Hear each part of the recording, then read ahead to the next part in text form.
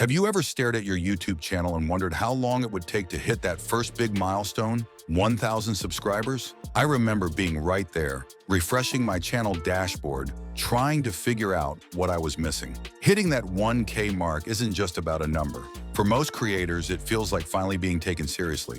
YouTube starts unlocking features, your content starts getting a little more attention, and honestly, the confidence boost is real. I went from 0 to 1,000 subscribers in just 15 days. And no, I didn't go viral or spend a single dollar on ads. What I did was apply a few really specific strategies consistently. That's exactly what I want to share in this video. Because if I can do it, there's no reason you can't. So let's start with something a lot of people ignore, even though it's sitting right there on their dashboard, the community tab. Believe it or not, I got over 600 subscribers in the last 30 days just from that tab. And if I extend the time period to lifetime, the number shoots up to 16,000. Sounds crazy, right? But it's true, and here's the thing. I didn't even put much effort into those posts. While I might spend days or even weeks working on a full-length video, a community post takes me just a few minutes. Yet it brings in so much more in return. That's why it honestly baffles me when I see creators not using it at all. It's like leaving free subscribers on the table. What's even worse is that many who do use it don't really know how to use it properly. They just dump a link to their latest video and hope someone clicks. But when that happens over and over, people actually start unsubscribing instead. It's not just about posting, it's about knowing how the algorithm treats your posts. Just like YouTube stops pushing videos that get no clicks, it also stops showing community posts that get no engagement. That's why I treat my community tab with respect. Now, instead of randomly pasting links, I build anticipation. A few hours before publishing a video, I post a teaser, something to excite people, let them know something new is coming. I also run occasional polls and quizzes, which blow up in terms of engagement. Why? Because they actually give value. A regular image or text post only has one way for people to interact, a like. That's not much, but a quiz, that lets people test their knowledge. It's fun, it's interactive, it's memorable. Same with polls. When someone votes, they immediately want to know how others voted. That tiny curiosity keeps them engaged. There's one more thing I've noticed. Whenever I post about a milestone, like hitting 400,000 subscribers, or something related to a festival like Independence Day, those posts get the highest number of likes. And I think it's because they're universally relatable. Even if someone doesn't know my channel or my content, if they see a Happy Diwali post, they're more likely to engage because it speaks to them as a person, not just a viewer. That's how the algorithm also works. If it shows your festive post to someone who's not familiar with your channel but they like the post anyway, it increases your reach. Now compare that to a video promotion post. If someone doesn't know your content, they'll probably skip it. Now this reminds me of something important. Last year, I posted a poll asking viewers how many videos they watch before subscribing to a new channel. And almost 80% said they watch at least 3 to 4 videos before they hit subscribe. That hit me hard, but it also made complete sense. People want to be sure before they commit. Watching one video doesn't tell them everything. But here's the problem. They're not going to go digging through your uploads to find more. That's where the concept of a view chain comes in. A view chain is when one video leads viewers naturally to another, and then another, and they just keep watching more from the same channel. The longer they stay, the higher the chance they'll subscribe.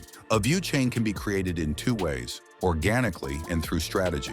Organic chains happen when YouTube recommends your next video on the sidebar or homepage, and the viewer clicks. This is more likely when your thumbnails are consistent, your niche is clear, and your content follows a pattern. Think of it like a binge-watching effect. Then there's the induced view chain, which is something I set up myself using end screens. When someone finishes a video, and I immediately offer them another one to watch, they often click. And if they do it again and again, it creates a loop, a view chain. I've had people comment things like, "Bro, I got stuck in your end screen loop. I've watched 6 of your videos in a row." Another guy said he was late to dinner because he couldn't stop watching the next suggested video. That's the power of this strategy. You might be wondering, how can this be set up easily? It's all about smart use of end screens. I always recommend linking your best performing videos or the ones most related to the one just watched. If someone just watched a video about how to grow on YouTube, I'm not going to send them to a Q&A next. I'll link another growth-related tip so their curiosity builds. The more value they get,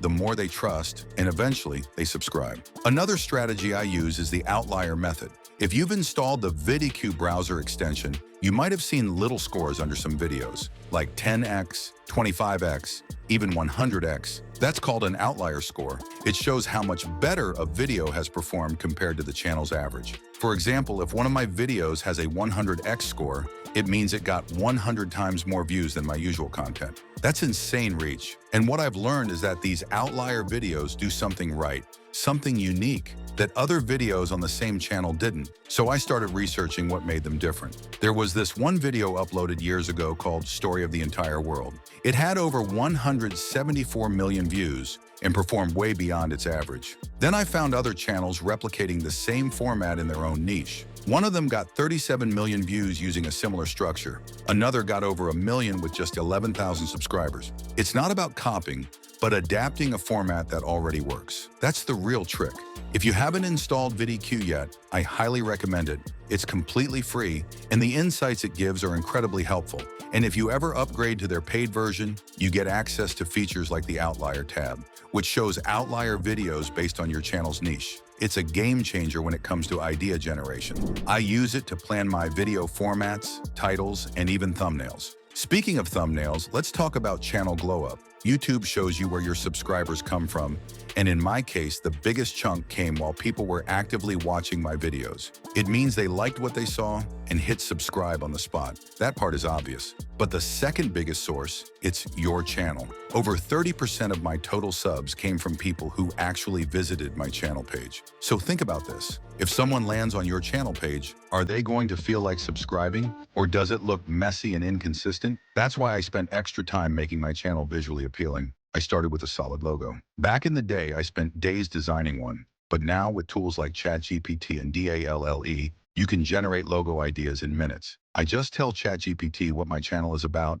it gives me logo concepts, and I send that to DALL-E to turn it into an actual image. Next is channel art. Just putting your name in a clean font with a quick description of what your channel is about adds so much clarity. It tells the viewer exactly what to expect. And then there's thumbnail consistency. This is huge. Even if you've got a killer logo and nice banner, if your thumbnails look all over the place, it throws people off. I stick to a few brand colors: black, white, green, and red. And I use the same font for every single thumbnail. That branding builds recognition. People start associating those colors and that style with your content. You'll see the same pattern across big creators too. Now, if you apply everything I've shared, community tab strategy, view chain setup, outlier method, and a polished channel look, hitting 1,000 subscribers in 2 weeks is absolutely doable. I'm not saying it'll happen overnight. You still have to create valuable content and engage with your audience. But when these systems work together, they snowball your growth. Every viewer counts, every video matters, every detail adds up. Reaching 1,000 subscribers isn't about luck, it's about knowing the right levers to pull, and now you've got all of them. If this video helped you get clearer about growing your channel, don't forget to like, share, and subscribe for more strategies just like this. Got questions? Drop them in the comments.